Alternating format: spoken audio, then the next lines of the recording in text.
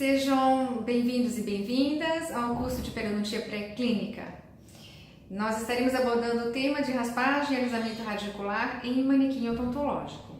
É um tema relevante do curso de graduação em odontologia e o presente vídeo ele visa apoiar o processo ensino-aprendizagem curricular, bem como também permitir o seu compartilhamento extracurricular. Temas que são praticamente pré-requisitos para a aula de hoje, conhecimentos prévios a respeito de histologia, fisiologia e anatomia do periodonto normal, a etiopatogênese da doença periodontal. Então são temas que são conhecimentos importantes para a aula de hoje. A raspagem e alisamento radicular em periodontia faz parte de um conjunto de procedimentos que agrupam um tratamento periodontal não cirúrgico. O tratamento periodontal não cirúrgico, portanto, ele é composto por 3 itens, vamos dizer assim, didaticamente, vamos dividir assim. Então, nós temos o primeiro item, que é a instrução de higiene bucal e fisioterapia bucal que o paciente vai realizar. O segundo item é a raspagem e alisamento radicular, que o profissional irá realizar. E o terceiro item são os chamados procedimentos complementares em periodontia, que não são exames complementares, são procedimentos complementares clínicos, como por exemplo, remover restaurações com excesso, remover grandes lesões de cárie, pequenos movimentos ortodônticos. Então, um conjunto, né, de procedimentos clínicos que são realizados para facilitar também o controle de biofilme dental pelo paciente e também pelo profissional. Mas a aula de hoje é exatamente a raspagem e alisamento radicular, realizado pelo profissional. E mais especificamente, nós estaremos mostrando isso no manequim odontológico. Então, vamos revisar alguns conhecimentos teóricos com relação a esse assunto e depois iremos demonstrar no manequim, na cadeira odontológica. Então, de conhecimentos a respeito desse tema, a gente vai recorrer ao Passo e Passo, que é o nosso livro texto básico para a instrumentação em periodontia. E nós vamos utilizar para a aula de hoje o Passo e Passo do Periodontal Instrumentation, um livro que está no idioma inglês e que é do ano 2002. Então, definição. A definição de raspagem dental por esses autores definido como é o processo pelo qual biofilme e cálculo dental são removidos de todas as superfícies dentais localizadas coronariamente ao epitélio juncional. Então, nós lembramos na aula de anatomia que nós temos o epitélio oral, que é o epitélio externo, nós temos o pequeno epitélio do sulco, depois nós temos o epitélio juncional, que é aquele que adere ao dente. Então, no momento que nós introduzimos um instrumento, a cureta odontológica, nós estaremos com o dorso da cureta voltado para o epitélio juncional. Essa raspagem ela é subdividida em raspagem supragengival ou raspagem subgengival. A raspagem supragengival ela é definida como remoção de biofilme e cálculo dental coronariamente à margem gengival. Então, temos a margem gengival, coronariamente a margem gengival. E a raspagem dental subgengival é aquele que é a remoção do biofilme e cálculo dental apicalmente à margem gengival. Apenas um comentário que eu estou utilizando o conceito de biofilme dental. No livro do Passo e Passo consta placa bacteriana, que foi o conceito anterior. E atualmente nós utilizamos o conceito de biofilme dental, que envolve o entendimento de que essas bactérias elas estão organizadas, elas não são apenas bactérias ali acumuladas. Elas têm uma organização e por isso se chama um verdadeiro sistema, né? E se chama biofilme dental. Muito bem, e o que é o alisamento radicular? O alisamento ou aplanamento radicular é o processo pelo qual o biofilme cálculo dental residual, bem como porções de cimento ou dentina, são removidos para promover uma superfície radicular lisa, dura e limpa. Então, o alisamento radicular, também chamado de aplanamento radicular, tanto faz, ele visa deixar aquela superfície bem lisinha, né?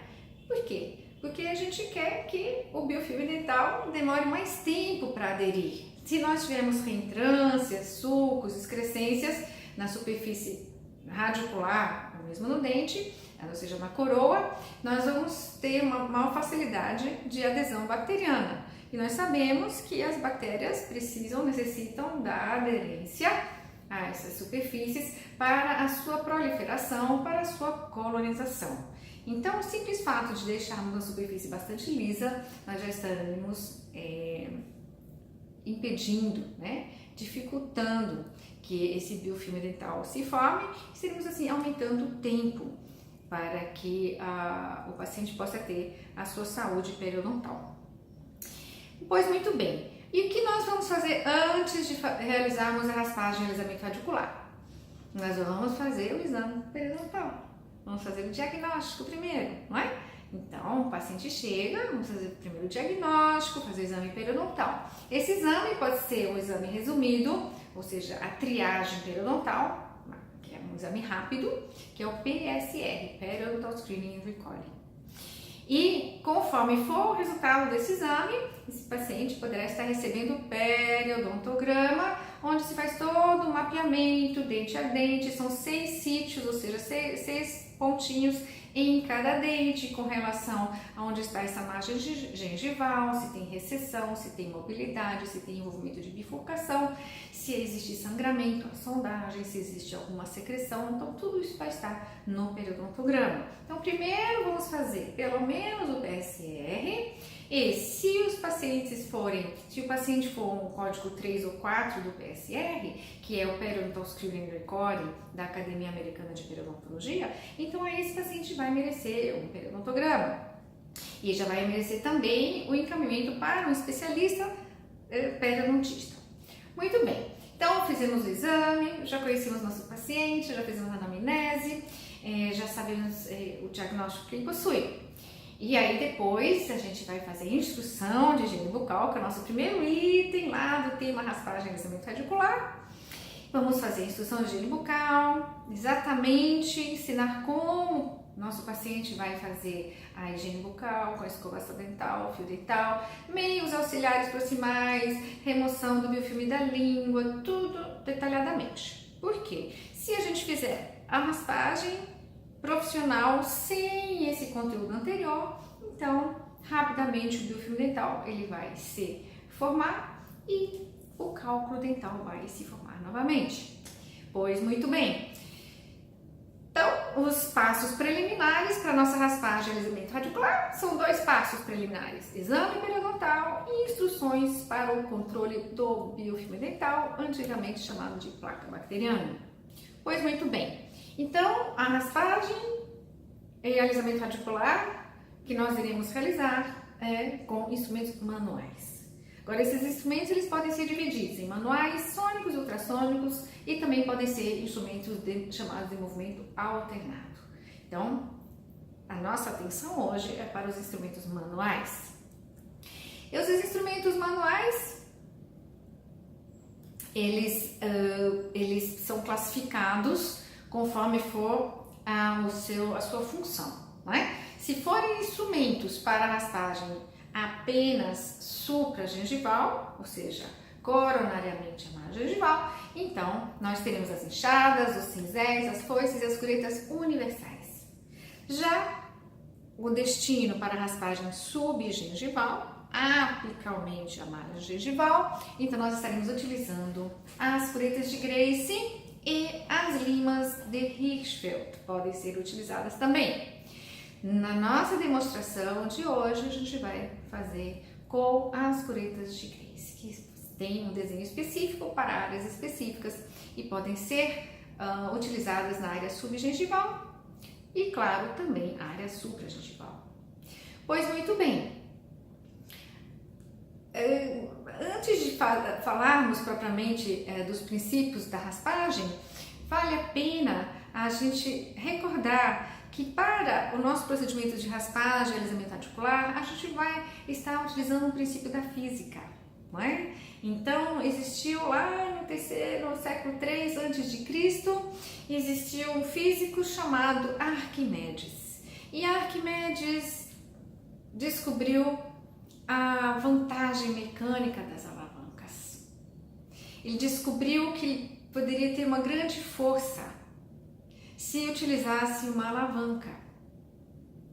E ele falou, né, está publicado em todos os lugares, uma frase que é a seguinte: dê-me uma alavanca e um ponto de apoio que eu movo o mundo. Ele falou: eu levantarei o mundo, né? Então eu movo o mundo, a gente levanta o mundo se a gente tiver um ponto de apoio e uma alavanca. E exatamente baseado nesse princípio, que é o princípio da vantagem mecânica, é que nós estaremos realizando o nosso procedimento de raspagem e alisamento articular com as curetas. Por quê? A gente vai precisar de um ponto de apoio e de um fulcro, não é? Então a gente vai estar fazendo um movimento de alavanca. Então, revisando aqui os 15 princípios da instrumentação de Patson e Patson. Primeiro, a pressão do dedo de apoio fulcro no dedo anelar. Então, o fulcro, que é o ponto de apoio, é o dedo anelar. Pressão nesse dedo anelar. Então, uma pressão para baixo, porque quanto mais eu fizer a pressão para baixo, mais força eu terei para fazer a remoção do cálculo. Então, esse primeiro princípio dói um pouquinho o dedo, né? O dedo dói um pouco sobre o manequim, principalmente se estiver sobre o manequim, ou ele vai estar sobre o dente natural. Agora, a gente vai ganhar estabilidade e força, fazendo pressão para baixo nesse dedo anelar, que é o nosso dedo de apoio. Primeiro princípio. Segundo princípio, o dedo de apoio, que é o nosso fulcro, junto com o dedo médio. Muito bem, junto com o dedo médio. Então, ele não fica sozinho, né? Fica junto com o dedo médio, todos dois juntos. Então, isso é chamado de um built-up fulcrum, em inglês, né? Tipo um ponto de apoio composto, né? Então, dois dedos sempre juntos. Ganhamos força, estabilidade e controle. Então, temos mais controle do nosso instrumento, que é um instrumento cortante, e a gente precisa ter um grande controle sobre esse instrumento. Terceiro princípio, localização do ponto de apoio. Onde eu vou localizar esse ponto de apoio? Onde eu devo ficar? Sempre no bordo incisal ou oclusal dos dentes, né? Então, a gente não deve apoiar na gengiva, no dente. Então, da pessoa, sim, no bordo incisal ou oclusal. E a parte inferior da haste, ela deve estar sempre paralela à superfície do dente. Então, depois a gente vai ver isso mais apropriadamente no próprio manequim. E dessa maneira a gente vai conseguir uma correta angulação e a gente vai estar fazendo o nosso movimento e vamos correndo com o nosso dedo de apoio conforme a gente vai raspando um dente e indo para um outro dente.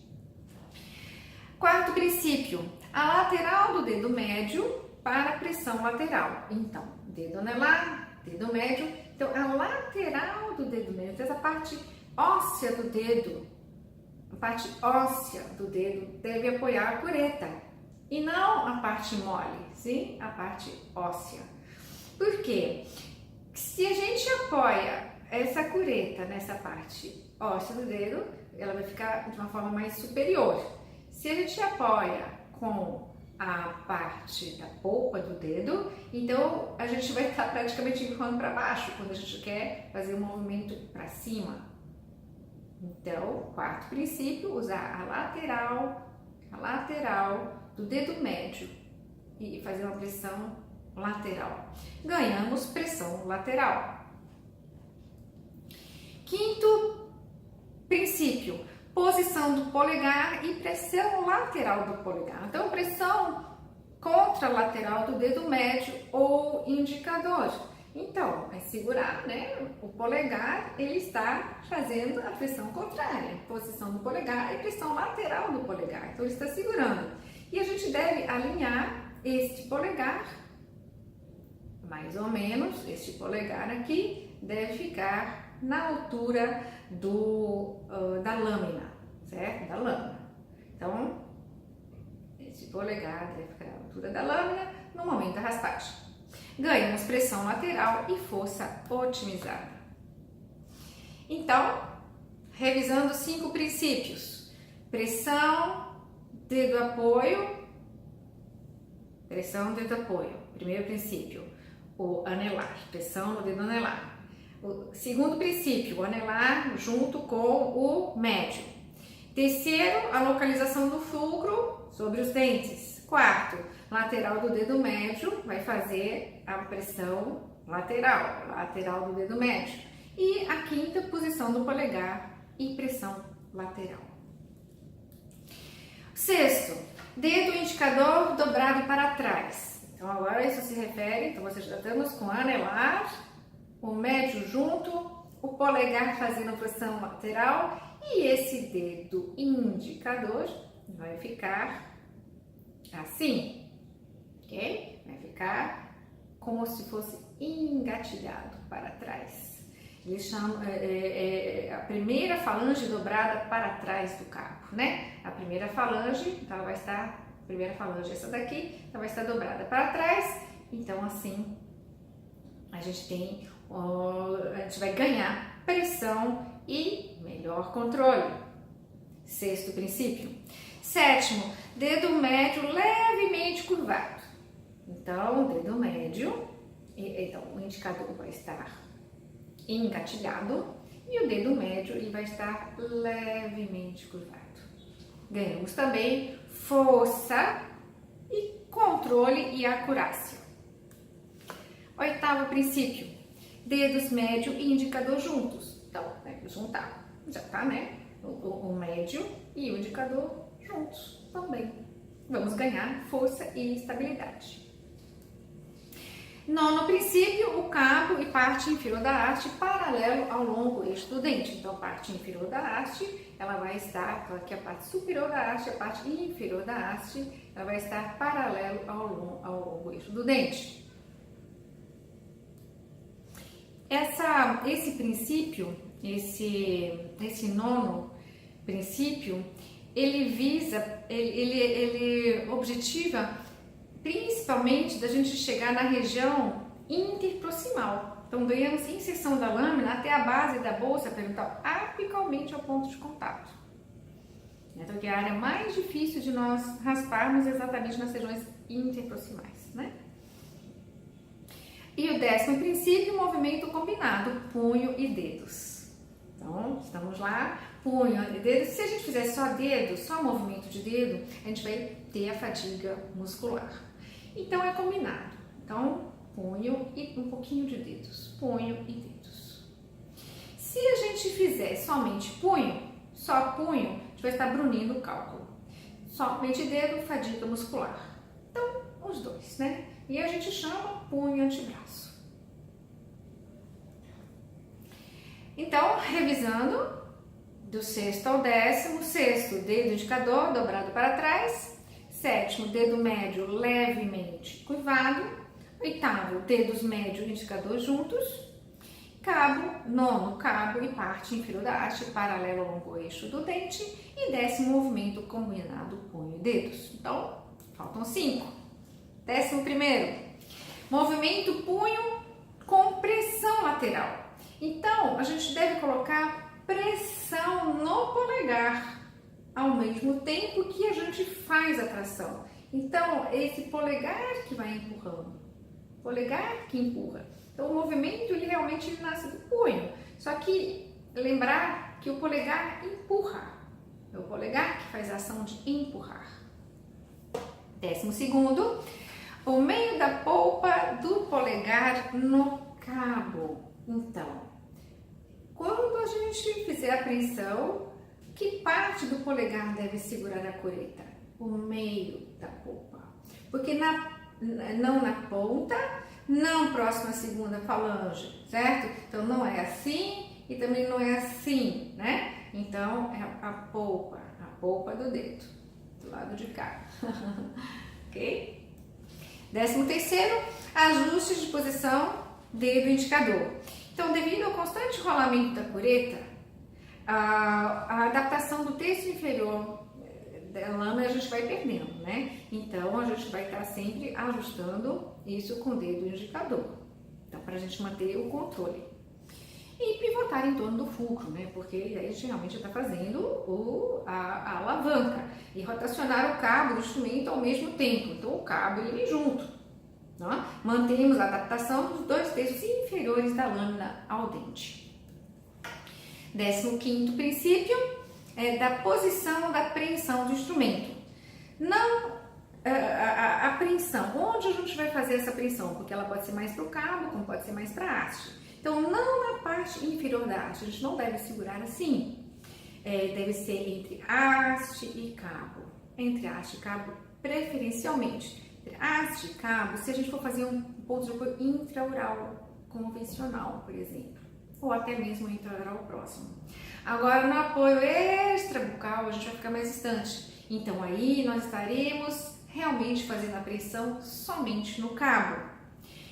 Então, da forma correta, nós estaremos ganhando estabilidade, controle, pressão constante e evita aquele movimento do dedo que nos causa fadiga. Muito bem, então, tendo dito os 15 princípios, revisando o 11º e 15º.